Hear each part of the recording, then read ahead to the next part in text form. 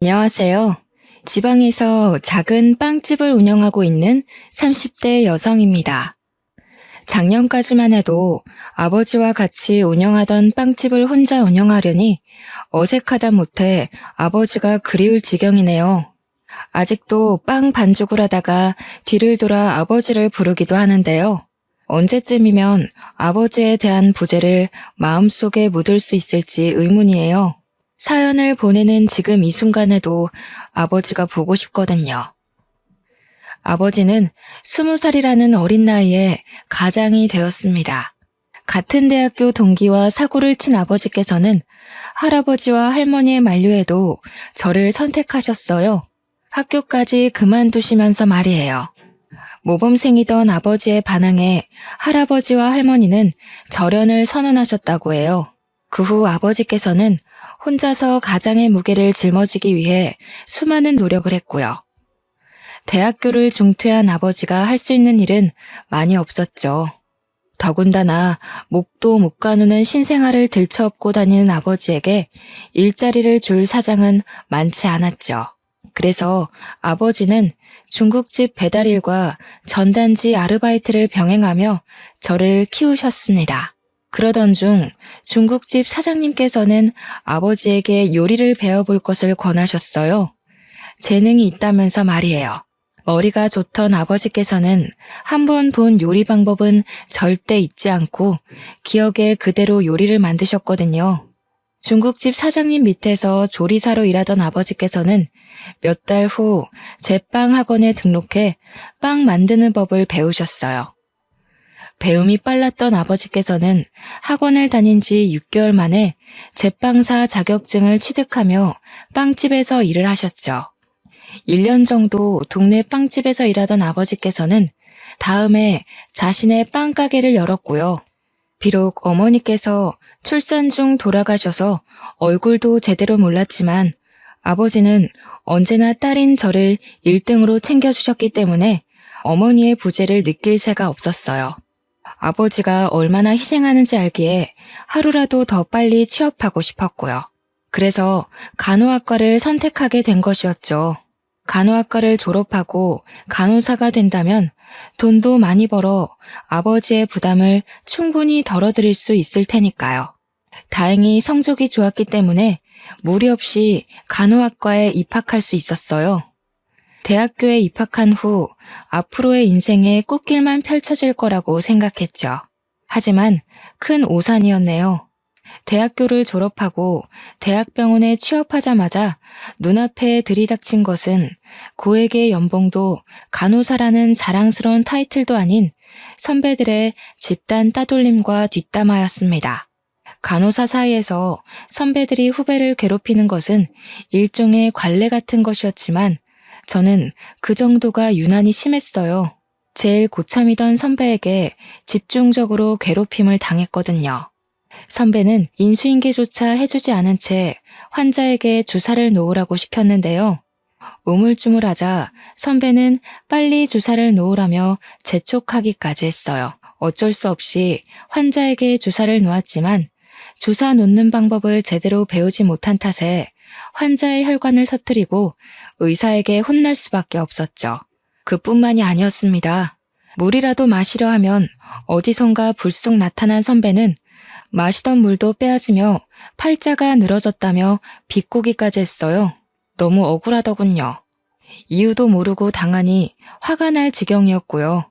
그래서 한날은 용기를 내 선배에게 직접 물어보았습니다. 왜 그렇게 맨날 괴롭히는지요? 그랬더니 돌아오는 선배의 대답이 더 과간이었네요. 야, 사람이 좋아하는데 아무 이유가 없듯이 나는 그냥 네가 아무 이유 없이 싫어.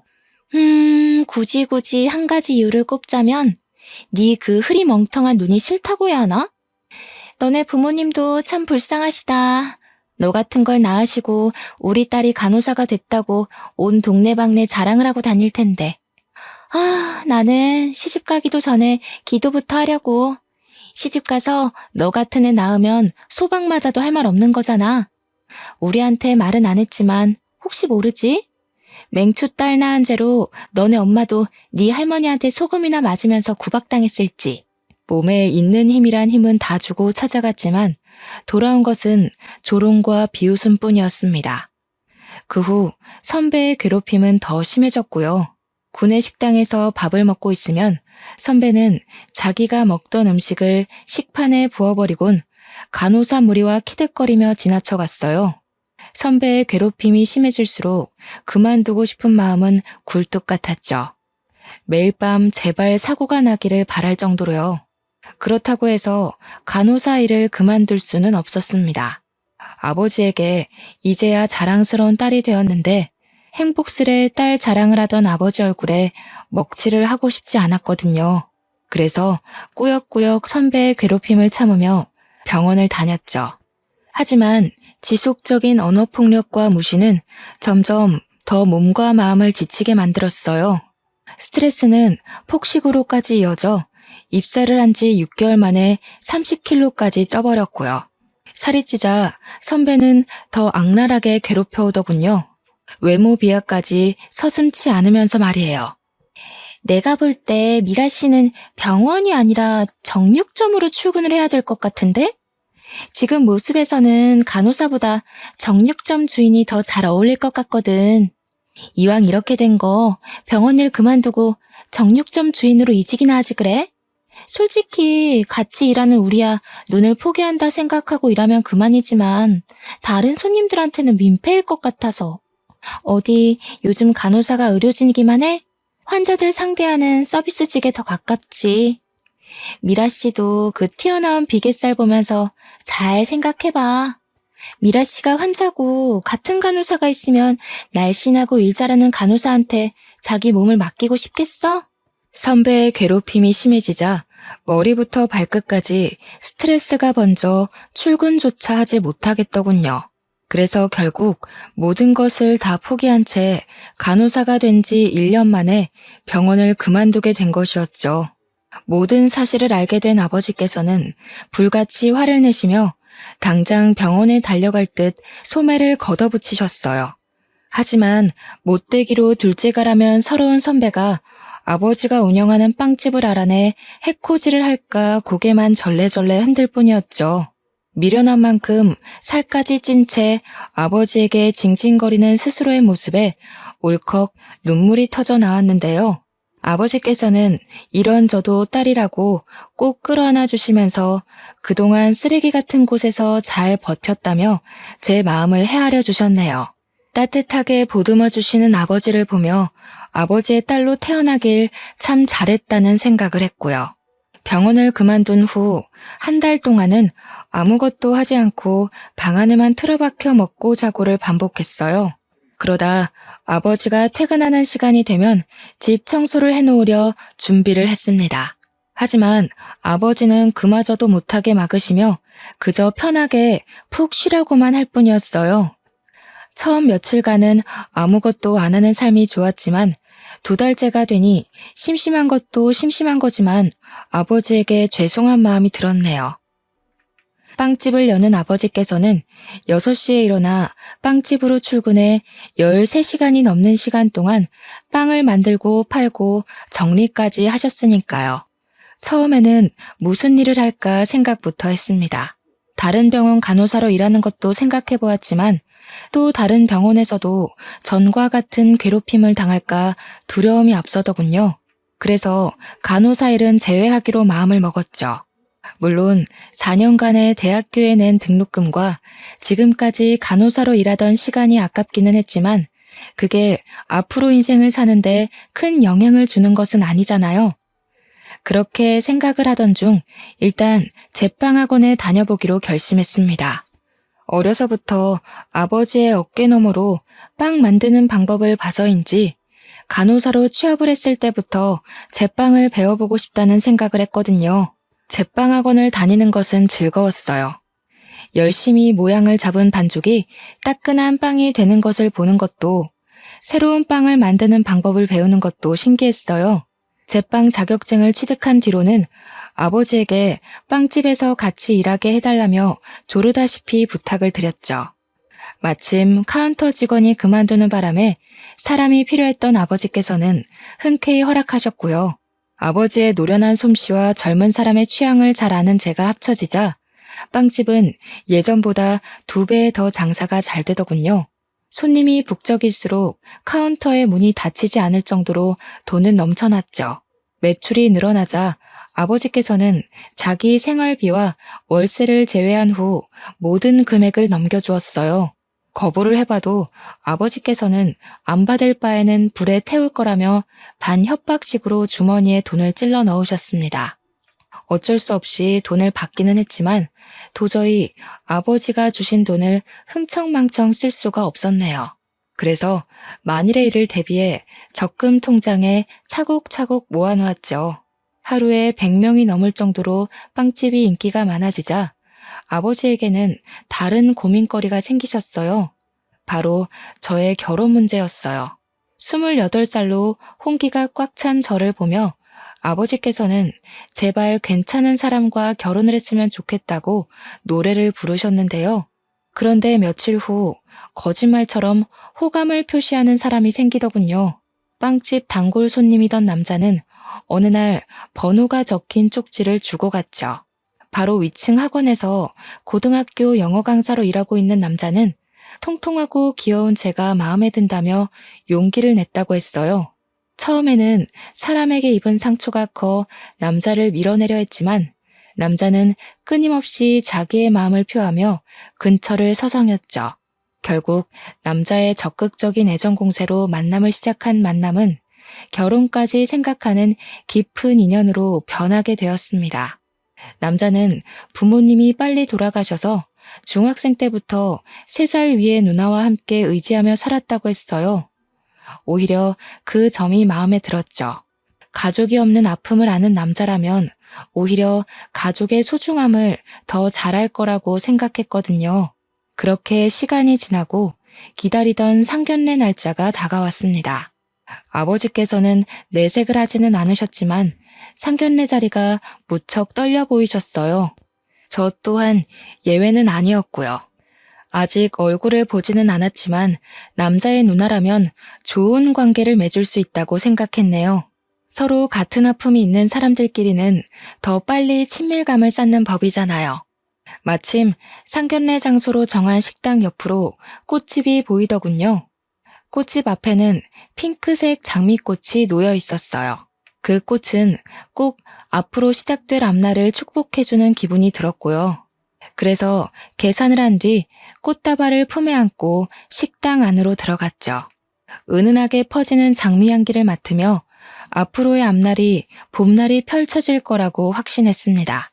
하지만 이런 확신은 예비 신우이의 얼굴을 보는 순간 산산이 부서지고 말았네요. 꿈에서조차 나올까 두려웠던 선배가 떡하니 바로 앞자리에 앉아 있었으니까요. 선배의 얼굴을 보는 순간 입가에 경련이 일어났어요. 품 안에 있던 꽃다발은 들고 있기 힘들 정도로 무겁게 느껴졌고요. 장미다발은 바닥에 떨어지자 파릇파릇하던 꽃잎들은 다 떨어져 버렸습니다. 식당 바닥에는 온통 장미 꽃잎뿐이었죠. 서 있는 자세에 그대로 얼어있자 저와 남자를 번갈아가며 쳐다보던 선배는 손을 높이 들어올려 남자의 뺨을 내리쳤죠. 있는 힘껏 말이에요. 야, 너는 주변에 만날 여자가 그렇게 없냐? 내가 평범한 애면 말을 하네. 하필 골라와도 저런 돼지 같은 애를, 최소한 사람 같은 애를 데리고 왔어야지. 이건 뭐 도살장에 끌려가는 돼지를 데리고 온 것도 아니고 차라리 이럴 거면 결혼을 하지 말고 학원이고 뭐고 다 때려치우고 시골에서 돼지 농장이나 열어. 신부감을 왜 구해? 농장 암돼지 중에 아무나 하고 결혼하면 되지. 뭐? 돼지 농장? 부모 없이 열심히 살았다고 해서 좋게 봐주려고 했더니 자네가 말한 부모 없이 열심히 살았다는 게 남의 집 귀한 자식들 비아냥거리면서 부모들 생사를 다 깎아버린 걸 말하는 건가? 내가 아무리 우리 딸 시집 보내고 싶다고 해도 이건 아니지. 어른 있는 데서 버르장머리 없이 동생한테 손찌검하는 꼴을 보면 우리 딸한테 어떻게 대할지 안 봐도 뻔하지. 자네 누나가 돼지 같다고 한 내 딸, 나한테는 눈에 넣어도 아프지 않을 귀한 자식이니 이번 결혼은 없던 일로 하겠네. 아버지께서는 손까지 떠시며 분노하셨습니다. 선배가 막대 먹은 것은 알았지만 어른 앞에서까지 이럴 줄은 몰랐죠. 아버지께서는 선배에게 따끔한 혼을 내셨지만 선배는 콧방귀를 끼며 들은 채도 안 했고요.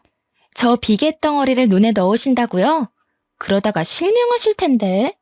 저도 아저씨 딸처럼 뚱뚱하고 굼뜬 옳게 생길까봐 걱정했는데 잘 됐네요.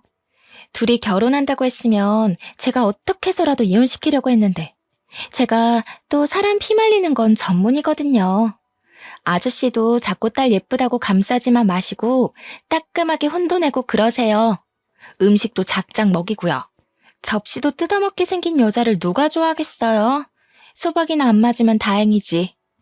딸 밥 해먹일 때도 고생이시겠네요. 사람만 한 수트로 밥을 지어야 하니. 그래도 아저씨 집은 좋겠네요. 바로 옆에 음식 처리기가 떡하니 버티고 서 있잖아요. 아, 그것보다는 밥값이 더 많이 들려나? 누나, 도대체 언제까지 이럴 거야? 누나 때문에 도망간 애들이 한둘인 줄 알아? 이럴 거면 상견례 자리는 왜 따라오겠다고 한 거야? 매번 누나 때문에 이런 식으로 결혼 엎어지는 것도 지겨워. 차라리 계속 깽판을 치고 싶은 거면 누나야말로 상견례 자리에서 이러지 말고 차라리 개싸움하는 데를 가라고. 너 고작 저 비계덩어리 때문에 나한테 화내는 거야? 부모님 돌아가시고 내가 너를 어떻게 키웠는데 도대체 뭐에 홀려서 나한테 이러는지는 모르겠지만 너 정신 똑바로 차려.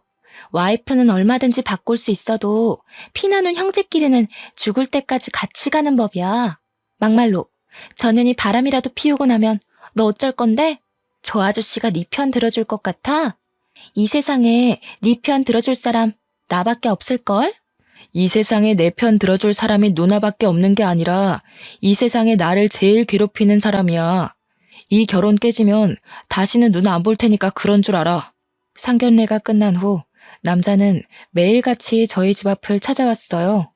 누나의 잘못까지 자신이 빈다면서요. 하지만 아버지는 단호하게 남자를 밀어내셨죠. 언제나 다정하시던 아버지의 환한 모습에 당황하기도 했습니다. 이만하면 봐줄만도 한데 아버지께서는 절대 물러나지 않으셨거든요. 하지만 한편으로는 이런 아버지가 있다는 것이 고맙기도 했네요. 아버지가 아니었다면 바보 같은 저는 얼렁뚱땅 남자의 사과에 넘어가 빚지는 결혼을 했을 테니까요. 아버지가 계속해서 강한 태도로 나오자 급기야는 선배까지 집 앞으로 찾아오더군요. 선배는 자신이 경솔했다며 제발 이 결혼만은 진행해달라고 했습니다.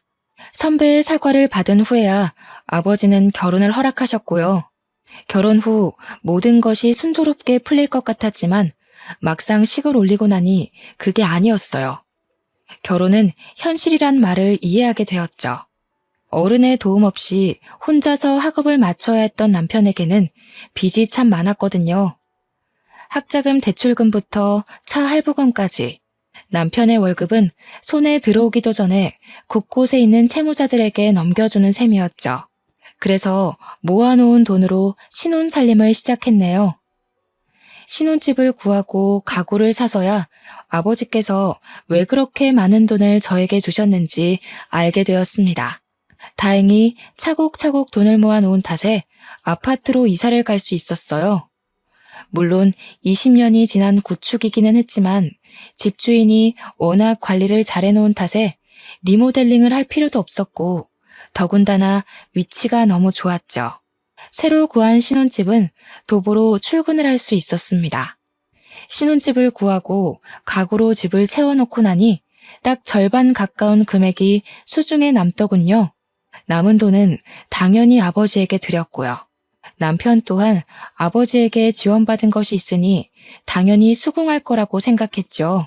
하지만 남편은 저와 생각이 많이 다른 것 같더군요. 우리 형편도 넉넉하지 않은 마당에 괜히 아까운 돈을 아버지에게 드렸다면서 입이 오리만큼 나왔거든요. 그걸로도 모자라 남편은 아버지에게 드렸던 돈을 다시 찾아오라고 했네요. 나이도 많고 혼자 사는 아버지에게 그 큰 돈이 무슨 필요가 있냐면서요. 기가 막혔습니다. 남편을 비하하는 것은 아니었지만 집을 사는데 돈을 보태기는커녕 몸만 달랑 들어온 주제에 마치 돈주인이라도 된 듯이 뻔뻔하게 나오는 것을 전혀 이해할 수 없었어요. 그래서 꾹 다물었던 입을 연 것이었죠. 내가 치사하게 들릴까봐 이런 말까지는 안 하려고 했지만 당신 좀 너무한 거 아니야? 집 사는데 10원 한 장 안 보탰으면서 돈 욕심은 왜 그렇게 많은 건데? 누가 보면 집이며 차며 다 당신 돈으로 해온 줄 알겠어. 당신이 지금 아파트에서 배 따시게 자서 까먹었나 본데 우리 형편에 이 정도 평수 아파트에서 비싼 가전제품 들이고 사는 게 다 누구 덕분인데. 아빠 돈 아니었으면 우리가 이렇게 살 수나 있었겠냐고. 아, 그래. 네 본심이 이거였네. 그래. 나 부모도 없고 가진 것도 없어서 장가 올 때 빈손으로 들어온 능력 없는 놈이다. 근데 그게 뭐 어때서? 모르고 결혼한 것도 아니고 다 알고 결혼했으면서 이제 와서 그거 가지고 걸고 넘어지는 이유가 뭔데? 애초에 결혼이라는 게 왜 있는 건데? 서로 부족한 점 있으면 채우고 살라고 있는 거잖아. 나도 나지만 당신도 잘난 거 하나 없으면서 서로 보듬고 사는 게 당연한 거잖아. 그까짓 돈 얼마나 한다고 남편 속까지 들치면서 말썽을 피우는지. 우리 사정 뻔히 알면서 장인어른도 그러시는 거 아니야. 빵 반죽만 주무르는 사람이 그 많은 돈 쓸 데가 어디 있다고. 내가 부모였으면 형편 어려운 딸내 부부한테 줬을 거라고. 늙으면 욕심만 많아진다고 하더니 장인어른이 딱 그 꼴이잖아. 당신, 우리 아빠한테 어떻게 그런 말을 할 수가 있어. 우리 아빠 표현은 안 하지만 당신 엄청 아끼셨어. 그리고 돈 필요할 때마다 우리 아빠한테 몰래 가서 용돈 달라고 손 내밀었던 거 내가 몰라서 가만히 있었는지 알아? 당신이 우리 아빠한테 가져간 돈만 다 합쳐도 돈 1,000만 원은 나와. 근데 뭐? 우리 아빠가 늙어서 욕심만 많아? 나는 무슨 일이 있어도 그 돈 다시 못 가져오니까 그렇게 돈이 가지고 싶으면 당신이 직접 대리운전을 하던 편의점 아르바이트를 하던 일하면서 벌어. 애초에 성인이면 자기가 쓸 돈은 자기가 책임지는 게 당연한 거잖아? 그래, 고아 주제에 아빠 잘 만나서 호강에 코 박은 마누라한테 내가 뭘 바라겠냐? 그냥 닥치고 돈이나 벌면서 처가살이나 해야지. 반박할 말이 없는지 남편은 씩씩거리며 화만 낼 뿐이었어요. 돈 문제로 다투고 난 후에는 감정이 상했는지 일주일 정도 각방을 썼고요. 남편의 행동이 지나치다는 것은 알았지만 얼굴을 붉힐 정도로 심한 일도 아니었기에 그냥 넘어가려고 했는데요. 먼저 신우이에게 전화가 오더군요. 신우이는 전화를 받자마자 입에 담지 못할 상스러운 말들로 귀를 더럽혔습니다. 어찌된 영문인지 신우이는 아버지에게 드린 돈의 행방을 알고 있더군요. 추측하는 것은 간단했어요. 입이 50원짜리 동전보다 싼 남편이 그 사이를 못 참고 신우이에게 돈 때문에 싸운 것을 일러 바친 것이었죠. 신우이는 세상이 아무리 좋아졌지만 어디 남편에게 바락바락 언성을 높이냐면서 혼을 내기 시작했습니다. 병원에서 저를 괴롭힐 때처럼 말이에요. 하지만 그때처럼 가만히 당하고만 있지는 않았네요. 형님이 이렇게까지 저희 부부 지갑 사정을 생각해 주시는 줄 몰랐네요. 이럴 줄 알았으면 형님한테 명품백이 아니라 그냥 결혼식 기념 뷔페 이용권이나 드리는 건데 제가 생각을 잘못했네요. 그럼 말 나온 김에 제가 형님한테 사드린 명품백 먼저 다시 돌려주시겠어요? 그 가방 판돈이면 저희 아버지 드린 돈만큼은 못하더라도 우리 그이 차 할부금 갚을 돈은 될 것 같은데요. 아시다시피 저희 아버지는 연세가 있으시잖아요. 나이 들어서 아픈 게 제일 서럽다는데 그래도 돈은 있어야죠. 가방은 저희 집 주소로 보내주시면 돼요. 가방 이야기를 꺼내자 신우이는 언제 떠들었냐는 듯이 가만히 있었습니다. 남의 돈으로 생색은 내고 싶지만 자기가 가진 걸 포기하면서까지 남편을 돕고 싶지는 않았던 것이죠. 이번 일로 잘 마무리되면 좋았겠지만 남편과 신우이는 여러 번 사건 사고를 일으키며 머리를 아프게 했어요. 사치가 심한 신우이는 언제나 생활고에 시달렸습니다. 월급을 받는 족족 미친 듯이 카드를 긁던 신우이는 부업을 시작한다고 했고요. 신우이가 선택한 부업은 보험이었어요. 보험 영업을 뛰는 친구를 따라 시작한 것이었죠. 신우이가 살가운 척을 한 것도 보험을 시작한 후부터였습니다. 빵집 근처에는 코빼기도 안 비치던 신우이는 병원 일이 끝나면 빵집으로 달려와 보험을 들라며 아버지와 저를 꼬시려고 했죠. 필요한 보험이라면 들어줄 법도 했지만 신우이는 50만 원이나 되는 종신보험을 가입하라며 서류를 내밀었어요. 터무니없는 가격에 놀라 손사래를 칠 때면 신우이는 다 피가 되고 살이 되는 보험이라며 들라고 강요를 했습니다. 참다 못한 아버지께서 호통을 치자 신우이는 그제서야 보험 서류를 가방에 집어넣었고요. 그 후 신우이는 저희 가족에게 보험을 들라는 강요를 하지 않았어요. 신우이가 드디어 정신을 차렸다고 생각했죠. 하지만 그 생각은 오래가지 못했네요. 우연히 확인한 남편의 통장에서는 꾸준히 50만 원이 빠져나가고 있었거든요. 남편에게 50만 원의 행방을 묻자 처음에는 노트북을 사서 그런 거라며 변명을 했어요. 하지만 계속 추궁하자 신우이에게 종신보험을 들어주었다고 실토를 했죠. 남편이 신우이에게서 말도 안 되는 보험을 들어준 것도 화가 났지만 제일 어이가 없었던 것은 신우이였습니다. 자신의 사치를 하기 위해 하나밖에 없는 남동생에게 말도 안 되는 보험을 팔아먹다뇨.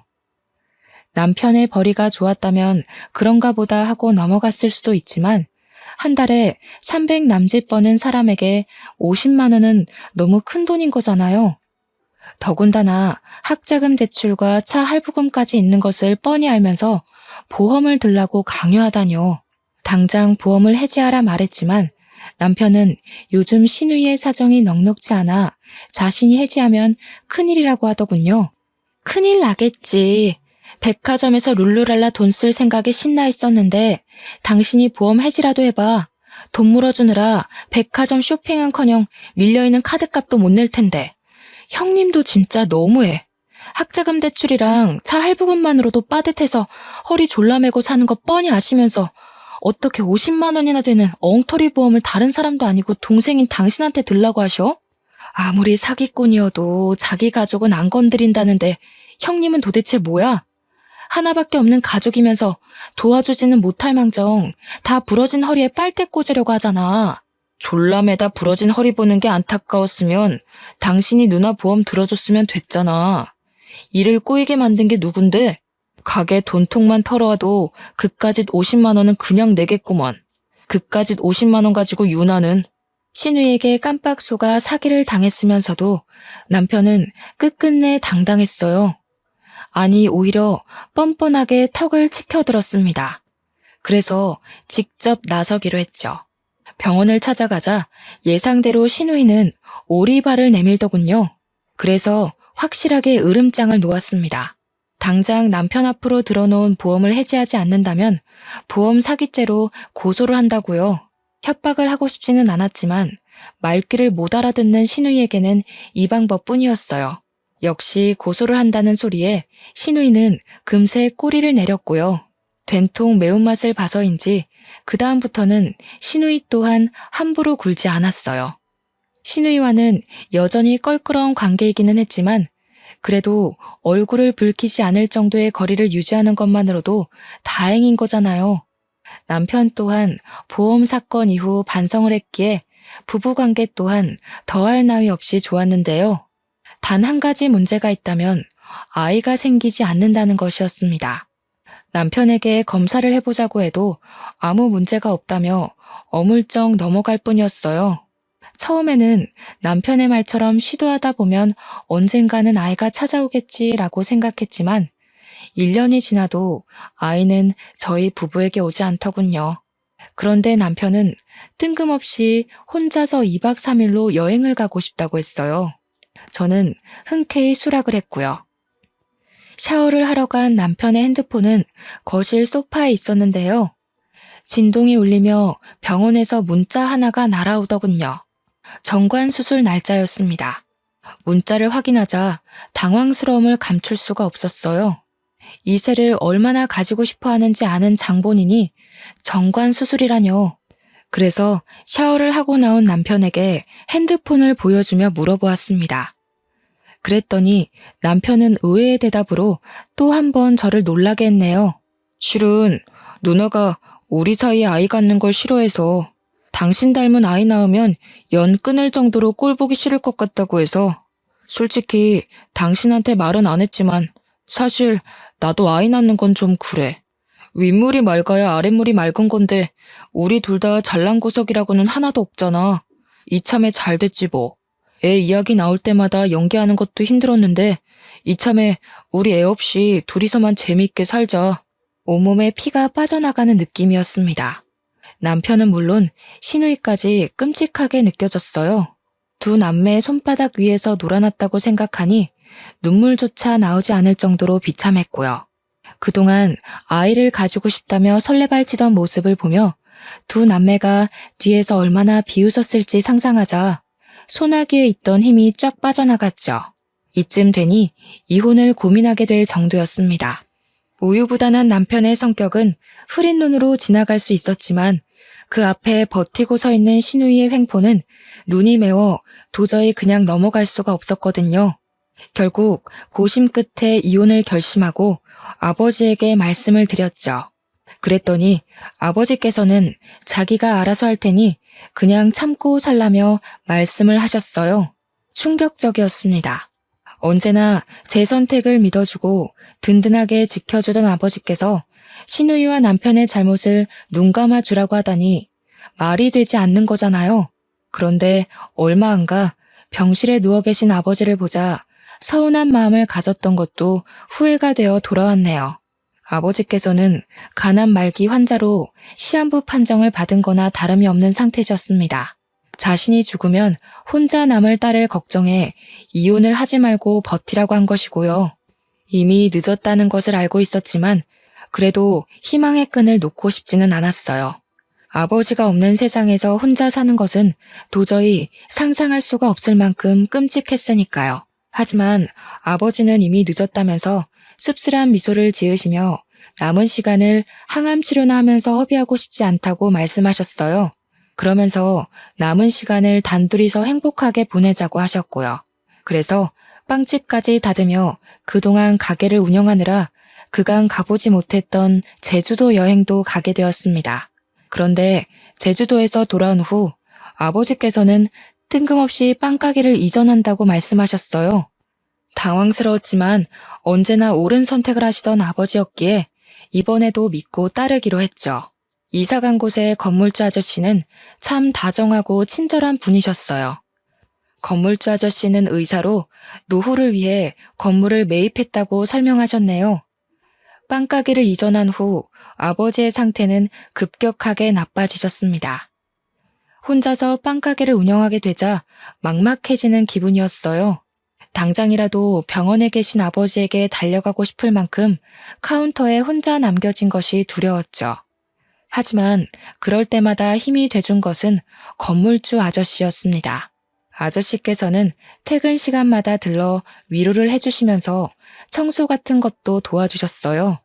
숨겨진 아저씨의 딸이 아닐까라는 우스운 생각을 할 정도로 아저씨는 저를 세입자 그 이상으로 생각해 주셨죠. 마치 자신의 친딸처럼 말이에요. 사모님 또한 정말 좋은 분이셨습니다. 혼자서 큰 빵가게를 운영하는 것이 대단하다며 반찬을 가져다 주셨거든요. 좋은 인연으로 연결된 빵가게에서 저는 그 어느 때보다 편한 마음으로 일에 열중할 수 있었네요. 금요일 밤 여느 때와 같이 마감 청소를 하고 있자 아저씨께서는 문 밖에서 손을 흔드셨습니다. 그런데 아저씨 뒤에는 익숙한 모습의 사람이 보였어요. 시누이였습니다. 시누이는 아저씨를 보더니 깜짝 놀라며 냉큼 인사부터 했어요. 버릇없고 아나무인인 시누이가 모르는 사람에게 인사부터 하다니 당황스러웠죠. 하지만 이야기를 나눠보니 시누이가 아저씨에게 인사를 한 이유를 알겠더군요. 건물주 아저씨는 시누이가 일하는 병원의 새로운 의사셨거든요. 올케는 정말 제 친자매랑 다를 게 없어요. 저희 올케한테 이런 은혜를 베풀어 주시다니 몸둘 바를 모르겠네요. 사돈어른께서도 올케가 이렇게 잘 지내는 모습 보면 편안하게 눈 감으실 수 있을 것 같아요. 시누이는 정말 소중한 가족이라도 된 듯 손으로 눈물까지 찍어내며 가증스러운 연기를 펼쳤어요. 그 모습을 본 아저씨께서는 신우이의 마음 씀씀이에 크게 감동하신 듯 했고요. 그 후 신우이는 병원 일이 끝나기만 하면 건물주 아저씨와 함께 가게를 찾아왔어요. 쉬는 날이면 아저씨가 오는 시간에 맞춰 가게의 문을 열 때도 있었죠. 신우이가 가게에서 하는 일은 테이블에 앉아 핸드폰을 하는 것이 다였는데요. 창문 밖으로 신호등을 기다리는 아저씨의 모습이 보이면 들고 있던 빗자루도 빼앗아 열심히 청소하는 척을 했습니다. 흡족한 미소를 지으신 아저씨는 신우이에게 괜찮은 남자가 있으니 만나보는 것이 어떻겠냐며 제안을 하셨어요. 신우이는 당연히 그 제안을 수락했죠. 아저씨의 소개로 만난 둘은 연애를 한 지 3개월도 안 돼 결혼 이야기가 오갔는데요. 재벌에 가까운 재력가에 얼굴도 잘생긴 남자는 신우이가 만나기 아까운 남자였습니다. 갖고 온 빵을 진열할 때면 어느새 찾아온 신우이는 손을 내밀며 반지를 자랑했어요. 네 번째 손가락에는 1캐럿은 거뜬히 넘어 보이는 다이아 반지가 끼워져 있었죠. 아무래도 나는 참 복이 많은 것 같아. 뭐 엄마 아빠가 일찍 돌아가신 게 흠이기는 하지만 만나는 남자들마다 다 나한테 잘해주려고 하잖아. 별 볼 일 없는 여자들이나 끼리끼리 결혼한다고 하는 거지. 나 봐봐. 부모 없는 고아에 가진 거라고는 보증금 1,000만 원밖에 없는데 10재벌 안 부러운 남자 만나서 인생 핀 거. 이런 거 보면 신은 참 불공평해. 나같이 운 좋아서 만나는 남자들한테 모두 사랑받는 사람이 있는가 하면 올케처럼 사랑이라고는 가뭄에 콩 나듯이 받는 사람도 있잖아. 아, 우리 올케 불쌍해서 어쩌나? 그나마 그 뚱뚱한 몸뚱이 감싸주던 아빠마저 하늘나라로 갈 예정인 거잖아. 올케는 내 동생이라도 있는 걸 다행이라고 생각해. 아니었어 봐. 지금쯤 험한 사람 만나서 이 빵집도 다 날리고 판자촌 같은 집에서 유통기한 지난 삼각김밥이나 뜯어먹으면서 살았을걸? 어떻게든 무시하려고 했지만 신우이는 가는 곳마다 따라다니며 신경을 살살 긁어댔습니다. 가뜩이나 쇠약해진 아버지로 인해 곤두선 신경은 신우이의 막말로 인해 피가 날 정도로 고통스러웠죠. 그래서 다물고 있던 입을 열게 된 것이고요. 운이 좋은 게 아니라 남의 걸 잘 뺏어가는 거죠. 저 아니었으면 형님이 아저씨 만날 일도 없었고 분에 넘치도록 좋은 남자 만날 일도 없었을 거 아니에요. 저 아니었으면 말년에 편의점 돌아다니면서 폐기 처분된 삼각김밥 구걸하는 건 아마 형님이었을걸요? 세상 어느 남자가 돈 벌어오는 족족 다 써제끼는 여자랑 결혼하고 싶어 하겠어요. 제발 남의 거 훔쳐갔으면 창피한 줄 알고 입 좀 다물고 사세요. 이게 어디서 훈계질이야? 요즘에 봐줬더니 네가 날 아주 만만하게 보는구나. 카운터 앞에 서 있던 신우이는 빵 진열대로 걸어오더니 급기야 머리채를 잡기까지 했습니다. 어찌나 억센 힘으로 머리를 잡아챘는지 모근이 뽑히는 느낌까지 들었죠. 질 수 없어 힘겹게 팔을 들어 길게 늘어진 신우이의 머리채를 잡자 신우이는 가게가 떠나가라 비명을 질렀어요. 그런데 때마침 들어온 아저씨께서는 그 모습을 보더니 화들짝 놀라며 들어와 저희 둘을 뜯어 말리셨죠. 눈을 치켜뜨던 신우이는 아저씨를 보자 금세 눈물을 글썽이며 불쌍한 척 연기를 했습니다. 바로 해명하려 했지만 급기야 다리에 힘이 풀린 척 연기까지 하는 신우이를 보자 어이가 없어 말이 나오지 않을 정도였어요. 그 모습을 보던 아저씨께서는 신우이 편을 들며 윗사람에게 그러면 안 된다며 저를 꾸짖으셨고요. 그날 일이 있은 후 아저씨께서는 저희 가게로 들러 가족끼리 친하게 지내야 된다고 하셨습니다. 더 이상 신우이에 관해서 말을 하기 싫어 그냥 고개만 끄덕였죠. 그러자 아저씨께서는 신우이의 칭찬을 하셨어요. 요즘 같은 세상에 시부모에게 잘하기 위해서 잘 다니던 직장까지 그만두고 요리학원에 다니며 열심히 신부 수업을 받는 처녀가 어디 있냐면서요. 결국 신우이 편만 드는 아저씨를 보며 결국 폭발하고 말았죠.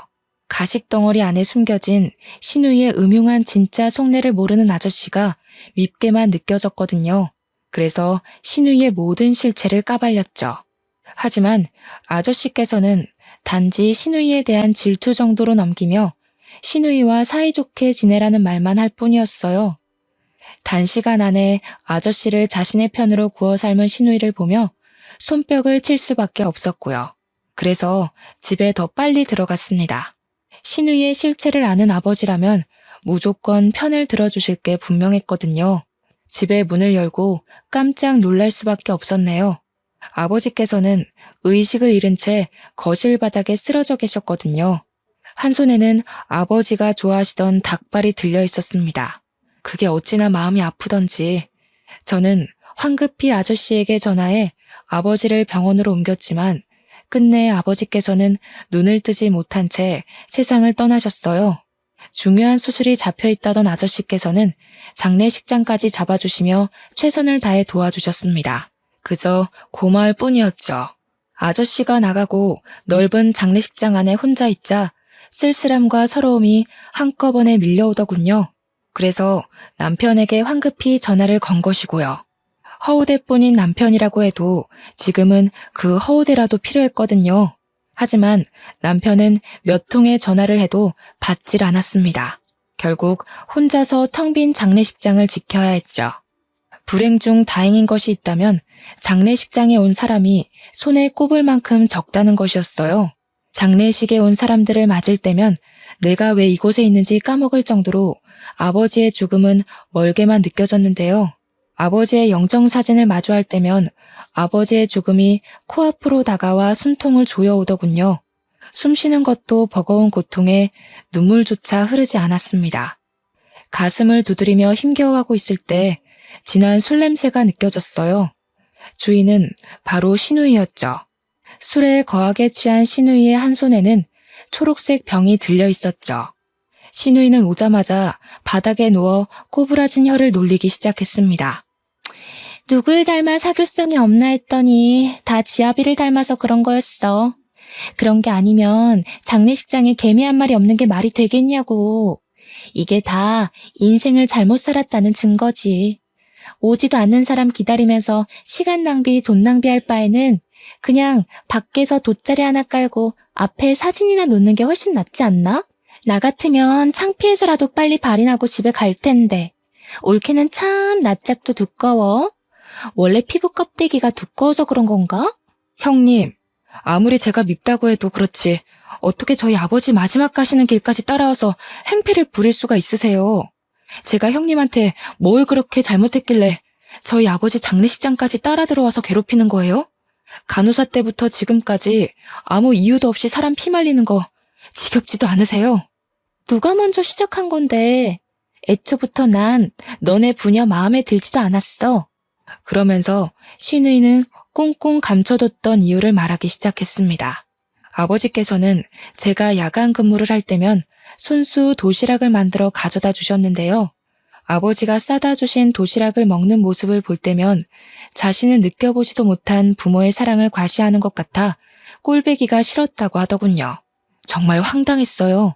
고작 그런 사소한 이유로 지금까지 아무 죄 없는 사람을 괴롭히다니 이해할 수도 없었고요. 이제 끔찍하게 예뻐해주던 아빠도 없으니 앞으로 우리 돼지 신우이는 누가 돌봐주려나? 원래 주인 없는 가축은 다른 사람한테 팔리기 마련인데 가진 거라고는 배에 낀 기름밖에 없으니 어떡하려나? 혹여라도 내 동생이 평생 너 같은 돼지 돌봐줄 거라고 생각하지는 말고 내 동생은 이미 너보다 훨씬 예쁘고 능력 좋은 애 물어서 새 출발하려고 준비 중이거든. 아마 지금도 그 애랑 같이 있을걸? 그러니까 너는 가만히 있다가 칼 들고 찾아온 미친놈한테 썰려 먹힐 준비만 하고 있어. 그게 최선이니까. 감히 내 딸한테 그게 무슨 막말이야? 신우이의 조롱을 당하고 있을 때였습니다. 뒤에서 아저씨의 호통 소리가 쩌렁쩌렁하게 울려 퍼졌죠. 깜짝 놀라 뒤를 돌아보자 아저씨는 붉어진 얼굴로 신우이를 노려보고 있었어요. 성난 아저씨의 얼굴을 본 신우이는 술에 확 깬 듯 보였습니다. 누워있던 자리에서 냉큼 일어난 신우이는 자기가 술김에 나쁜 버릇을 잡아주려 따끔하게 혼을 낸 것이라며 되도 안 되는 변명을 늘어놓았어요. 그동안 우리 딸 잘 봐달라고 분에 넘치는 선자리도 억지로 주선해서 끼워 맞춰줬더니 어디 감히 시차짓을 하고 있어? 딸이라뇨? 그게 무슨 말씀이신지. 아저씨 입에서 나온 딸이라는 말에 저와 시누이 모두 당황할 수밖에 없었어요. 아무 말도 못하고 입만 뻐끔거리고 있자 뒤이어 들어온 사모님은 눈물을 훔치며 제 어깨를 꼭 끌어안아 주셨고요. 이제야 나타나서 미안하다, 우리 딸. 사모님 입에서 나온 딸이라는 말은 귀에 착 달라붙어 왔죠. 그리고 본능적으로 알 수 있었습니다. 사모님이 돌아가신 줄로만 알았던 어머니였다는 걸요. 부잣집 외동딸이었던 어머니의 임신 소식에 외가댁에서는 골머리를 앓으셨다고 해요. 그럴 수밖에 없었어요. 어머니와 어울리지 않게 아버지께서는 가난한 농부의 자식이었거든요. 그래서 어머니 또한 저를 지우려고 한 것이고요. 하지만 아버지께서는 무릎까지 꿇으시며 쥐죽은 듯이 아이를 키우면서 살 테니 제발 낳아만 달라고 애원을 하셨습니다. 어머니께서는 약속을 지키셨죠. 그 후 어머니는 자신의 존재를 비밀로 붙인 채 매달 생활비를 보태주면서 살아왔다고 해요. 그러던 중 시한부 판정을 받은 아버지의 전화에 모습을 드러내신 거고요. 이미 건물주 아저씨와 결혼을 한 어머니께서는 저의 존재를 그때 털어놓으셨습니다. 자식이 없던 아저씨께서는 어머니의 숨겨진 부분까지 안아주셨어요. 모든 것을 알게 되자 왈칵 눈물이 터져 나오더군요. 지금까지 아버지를 제외한 누구에게도 사랑받지 못하는 삶을 살았다고 생각했었는데 보이지 않는 곳에서 많은 이들의 사랑을 받은 것이잖아요. 그리고 아버지가 남겨주신 사랑의 덩어리가 너무 커 어떻게 해야 할지를 몰랐습니다. 어머니께서는 아버지의 영정사진 앞에 목 놓아 우는 것을 지켜보시며 등을 토닥여 주셨어요. 반대로 그 옆에 서 있던 시누이는 산 송장처럼 퍼렇게 질린 얼굴로 손을 덜덜 떨었죠. 시누 자리에서 우리 딸한테 어떻게 대했는지 잘 알았으니 보고 느끼고 들은 그대로 남편 될 사람한테 알려줘야지. 저도 알고 보면 참 불쌍하게 살았어요. 올케는 아버지 사랑이라도 받았지만 저는 부모님이 일찍 돌아가신 탓에 사랑은커녕 얼굴도 제대로 모르고 컸는데 제발 불쌍하게 생각해서라도 시댁에 알리지만 말아주세요. 저 이 결혼 잘못되면 살 자신이 없어서 그래요. 이번만 두 눈 감고 넘어가 주시면 앞으로 올케 근처에는 얼씬거리지도 않고 쥐 죽은 듯이 살게요.